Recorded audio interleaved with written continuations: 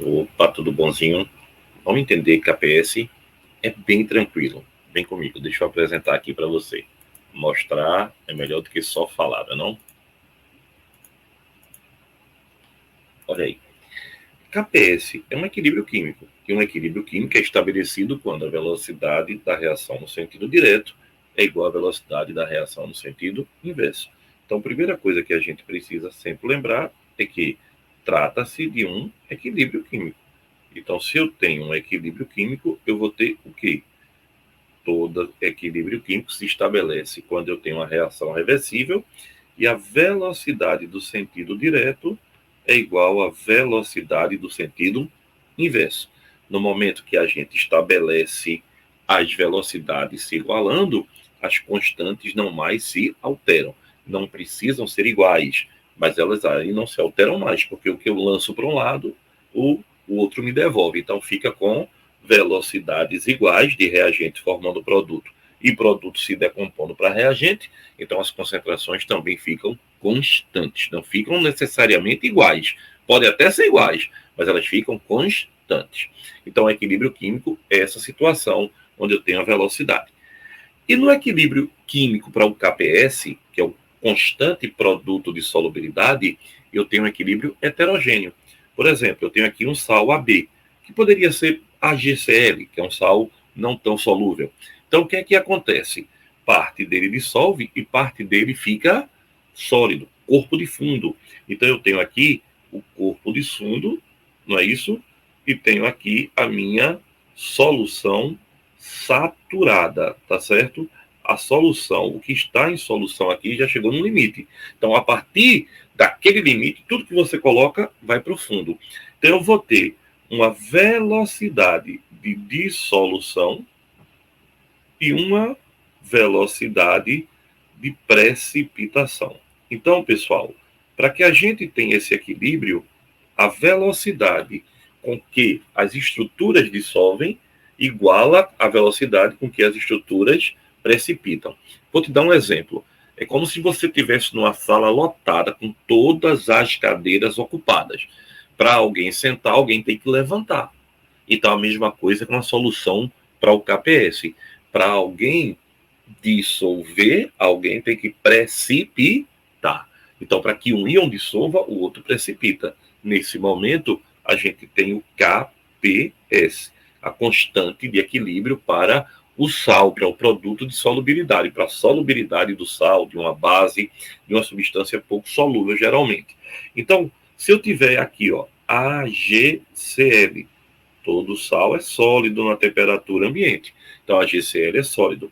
Quando a gente joga em água, dá o quê?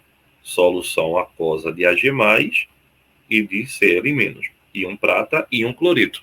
E aí você calcula a constante. Lembra? Constante é produto sobre reagente, todo mundo é levado aos seus coeficientes. Mas aqui, ó, pessoal, aqui o que está acontecendo? Aqui ele está no estado sólido. Se ele está no estado sólido, ele não entra. Não entra nem sólido, nem líquido, só entra gasoso e aquoso. Lembrando que aquoso não é líquido, aquoso é dissolvido na água. Né? Então, aqui quem vai ser a constante? Concentração molar do íon prata vezes a concentração molar do íon cloreto. Guga, e o KPS me dá algum indício de alguma coisa importante numa reação? Bastante. Veja, a gente tem três possibilidades. O KPS dado, ele pode ser maior do que a concentração do produto, não é verdade? Do produto aqui. Ele pode ser igual ao produto das concentrações molares dos produtos, não é verdade? Ou ele pode ser o quê? Menor. Então, supondo que eu tenho aqui, não é, uma solução onde eu tenho aqui AB sólido, dando quem? A mais aquoso, mais B menos aquoso. Então, olha que legal. Quando o KPS é igual, eu digo assim, olha, o KPS está igual, então aqui a minha solução está saturada. Nem adianta colocar mais, que não vai rolar, não. Se o KPS for maior, a minha solução está o quê? insaturada. Ainda cabe mais um pouquinho do soluto. Agora, se a concentração for maior do que o KPS, ela está o quê? Saturada com corpo de fundo. Ou, se mudar a temperatura, ela está supersaturada. Então, aqui, ó, está saturada com corpo de fundo. Ou seja, já dissolveu o que tinha de dissolver e formou um corpinho de fundo lá no fim. Sim, Guga, mas eu quero saber como é que faz. Olha, tem dois tipos clássicos de questão. Ou ele me dá a molaridade e pede o KPS, ou ele me dá o KPS e pede a molaridade. Muita gente erra as questões porque não calcula molaridade, concentração molar, número de mol pelo volume em litros, molaridade, concentração molar. Então ele me diz, ó, a solubilidade do fluoreto é 2 vezes 10 a menos 5 mol por litro molar.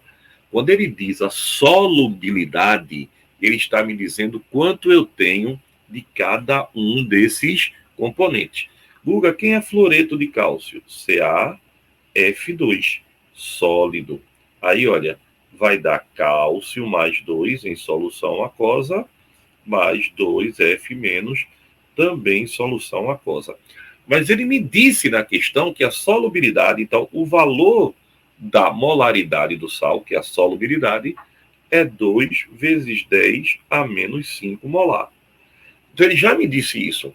Eu preciso saber quanto vale o cálcio e quanto vale o fluoreto. Aí, ó, detalhe fundamental na química, ó. Lembre-se os coeficientes, ó. 1 para 1, não é isso? Para 2. Então, se aqui eu tenho 2 vezes 10 a menos 5, o cálcio também é 2 vezes 10 a menos 5, porque é 1 para 1. Agora, no íon fluoreto, a concentração é quanto? É 1 para 2. Então, aqui, olha, vai ter que ser quanto? Se 1 for... se 1 forma 2, não é verdade? Então, 2 vezes 10 a menos 5 forma quanto? 4 vezes 10 a menos 5, que é o dobro.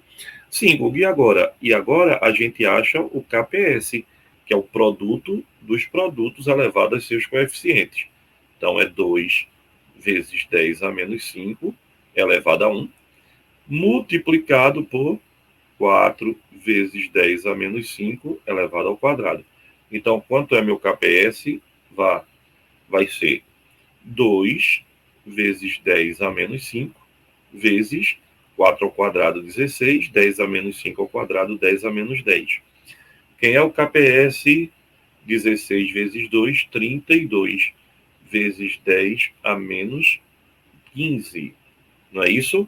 Ou, em notação científica, 3,2 vezes 10 a menos 14, letra B. Então, uma das maneiras da gente achar é isso, ele dando a concentração molar, ele dando a solubilidade, você acha o KPS. A outra já é invertida, ó. Ele dá o KPS e pede a molaridade. Olha aí, ó. Sabendo que o produto de solubilidade do cloreto de prata, olha ele aí, que é um sal, todo sal é sólido, então jogou em solução aquosa, ó, eu vou ter aqui, não é isso? Aí ele me diz, ó, é 1,8 vezes 10 a menos 10. Olha, quem é 1,8 vezes 10 a menos 10, nesse caso agora, é o KPS, que ele está lhe dizendo, ó, sabendo que o produto de solubilidade, o produto, não é a solubilidade. Então eu quero saber quanto é a minha solubilidade. Ó. A proporção é 1 para 1 para 1. Então se eu chamo aqui de M, X, X e X, está no mesmo. Então quem é o KPS? Produto dos produtos. Eu não sei quem é a solubilidade. Então é M, a outra é M. Então, quem é KPS? 1,8 vezes 10 a menos 10 M ao quadrado. Não é verdade? Então, olha aí. Sabendo isso, o que é que a gente agora pode dizer quanto é a solubilidade desse sal? M vai ser raiz quadrada de 1,8 vezes 10 a menos 10. Aí você vai ter que achar o quê? A raiz de 1,8. Guga, como é que a gente acha a raiz de 1,8? veja, numa prova de vestibular, o ideal é que ele tivesse te dado o valor, né, de cada um dos elementos, aí tivesse colocado alguém mais direto. Mas se não botou, tem que fazer a conta. Aí tu diz, pô, Google, eu vou achar a raiz de 1,8, péssima notícia. Vai, né? Coisas do vestibular, tá? Mas a raiz de 1,8 é 1,3 mais ou menos. Como é que tu sabe? Eu fiz antes, né? Então, ó, vamos lá, deixa eu colocar aqui para tu. Então, ó, colocando aqui, a raiz de 1,8 é aproximadamente 1,3 e a de 10 a menos 10 é 10 a menos 5. Então, 1,3 vezes 10 a menos 5. Então, essa é a pegada. Então, lembre-se, às vezes a gente trava muito por não saber fazer a molaridade. Mas lembre-se, se ele der a solubilidade, ele está dando o quê? A concentração molar na solubilidade. E se ele der o KPS, aí você acha a solubilidade. Nesses exemplos que eu fiz. Legal? Beijão, valeu. Aí, Alexandre, espero que tu tenha entendido. Valeu, pessoal. Tchau.